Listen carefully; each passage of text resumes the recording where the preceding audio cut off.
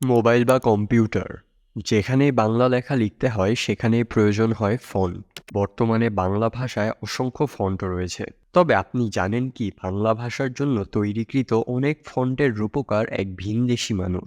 হ্যাঁ, ঠিক শুনেছেন। প্রসারণ, বরেন্দ্র, প্রকৃতি, সূর্যোদয়, সফর, বিপিভূতের মতো আরও অনেক ফন্টের রূপকার একজন বিদেশি। তিনি হলেন ইয়াকব থমাস।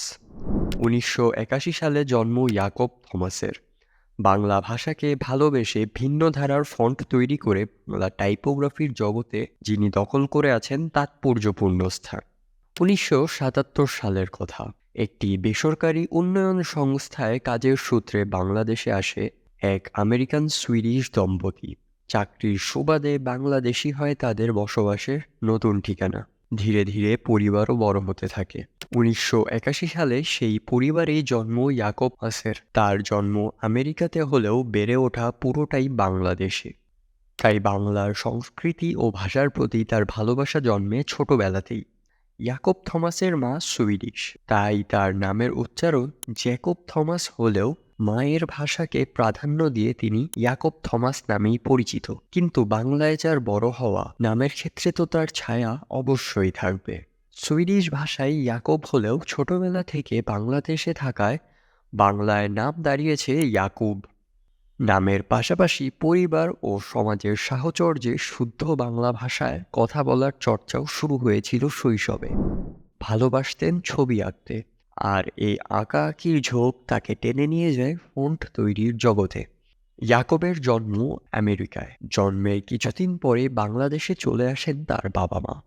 তাই ১৫ বছর বয়স পর্যন্ত ইয়াকব থমাস বাংলাদেশেই ছিলেন। মাঝে অবশ্য ভারতে পড়াশোনার জন্য গিয়েছিলেন। সেখানে বোর্ডিং স্কুলে পড়তেন তিনি। মা বাবার চাকরির সুবাদে বাংলাদেশের বিভিন্ন জেলায় থাকা এবং ঘোরার সৌভাগ্য তার হয়েছিল। দীর্ঘ ১৫ বছর বাংলাদেশে কাটানোর পর দেশীয় পাঠ গুটিয়ে পাড়ি জমান আমেরিকাতে। সেখানে গিয়ে ধীরে ধীরে শেখা শুরু করেন বাংলা হরফ। আমেরিকায় গিয়ে গ্রাফিক ডিজাইনের ওপর নিতে শুরু করেন প্রাতিষ্ঠানিক পাঠ। পরবর্তী সময়ে জর্জিয়ার Savannah college of art and design থেকে গ্রাফিক ডিজাইন বিষয়ে সম্পন্ন করেন স্নাতকোত্তর। পড়াশোনার পাঠ চুকিয়ে ২০০৪ সালে পুনরায় ফিরে আসেন বাংলাদেশে। এখানে এসে যুক্ত হন বিভিন্ন এনজিওর সাথে। বাংলাদেশে কাজ করতে গিয়ে সর্বপ্রথম ফন্টের বিষয়টি নজরে পড়ে ইয়াকব থমাসের। তৎকালীন সময়ে সুতন্নি ফন্ট সবচেয়ে বেশি ব্যবহৃত হতো, কেননা তখন ফন্ট বিষয়ে দক্ষ মানুষ ছিল না। মনের ঘাটতি এবং অনুকরণপ্রিয়তার বিষয়টি দৃষ্টিগোচর হওয়ার পর ইয়াকবের কাজের প্রতি আগ্রহ আরও বেড়ে যায়। ইয়াকবের অনুপ্রেরণার উৎস ছিল হাতের লেখা ব্যানার, দেয়াল লিখন। ইয়াকবের হাতের লেখা দেখে ফন্ট তৈরির নেশা ছিল। তাই পথে ঘাটে ছড়িয়ে থাকা সাইনবোর্ড কিংবা ব্যানার কোনো কিছুই নজর এড়াত না। নিয়মিত সেগুলো পড়তেন এবং চিন্তা করতেন কিভাবে এগুলোকে ফন্টে রূপান্তর করা যায়।